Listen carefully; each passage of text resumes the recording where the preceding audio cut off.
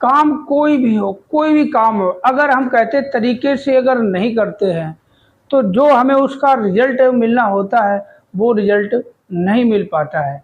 अब सभी जानते हैं, जैसे हमारी माताएं बहनें खाना बनाने का काम करती हैं, सब्जी बनाती हैं, दाल बनाती हैं, रोटी बनाती, पराठे बनाते हैं, अगर वो तरीके से नहीं करती, सब्जी मान लो कोई भी सब्जी बनानी हो, अगर वो तरीके से नहीं बनाएंगी तो सब्जी में वो स्वाद तो नहीं आएगा जिस स्वाद की हमें ज़रूरत है। सब्जी तो पक जाएगी और स्वाद भी आएगा, मगर वो स्वाद नहीं आएगा जिस स्वाद की आपको कामना है और जिस स्वाद की कामना से आपने सब्जी बनाई है।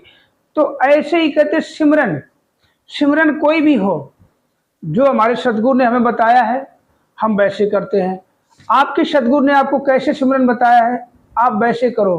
कहते अगर हम उसमें तर्क वितर्क करते हैं तो वास्तव में हमें फल की प्राप्ति होती तो है, मगर वो संतुष्टि नहीं होती है।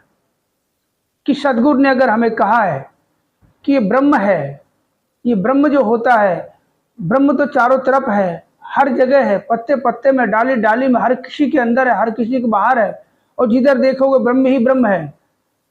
तो इस ब्रह्म को हमें दिखाने वाला सदगुरु होता है, और सदगुरु को जब हमें ब्रह्म को दिखाता है, दर्शाता है कि ये ब्रह्म है, कि आओ रब दे दर्शन कर लो, कह दो सब इंसाना लो। तो जब ये दर्शन करने के बाद हमें भरोसा होता है कि यही परमात्मा है, तो जो सदगुरु ने हमें बहुत सी सेवाएं बख्शी होती हैं, सिमरन करना भी एक सेवा है। कहते जो निस्वार्थ भाव से की जाए वो सेवा कहलाती है। कहते जो सेवा निष्काम निश्चित वो सतगुरु ने बांधी है। तो सेवा तो ऐसी होनी चाहिए कि सतगुरु परवान कर ले। सेवाएं तो बहुत से लोग करते हैं, हर कोई सेवा करता है, हर एक सत्संग जाने वाला इंसान, चाहे बहन हो, माता हो, भाई हो, बहन कोई भी हो, हर कोई सेवा करता है।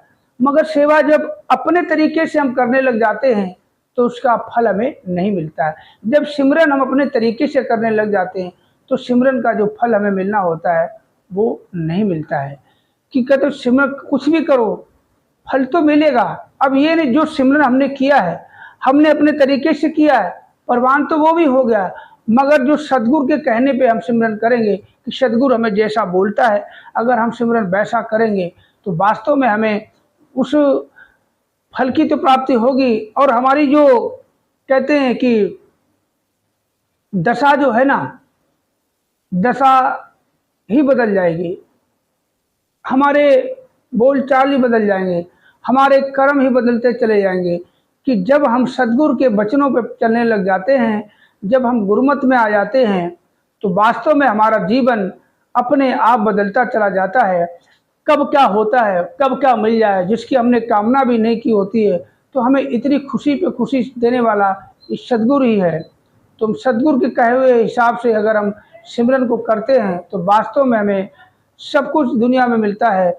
दुनिया में कोई भी ऐसी चीज़ नहीं है जो सदगुरु हमें ना दे। कहते कि तीन लोक नवखंड में गुरु से बड़ा ना कोई, और करता करे ना कर सके, गुरु किए सो होए। तो कहते गुरु से बड़ा इस दुनिया में कोई भी नहीं है। और गुरु कौन है?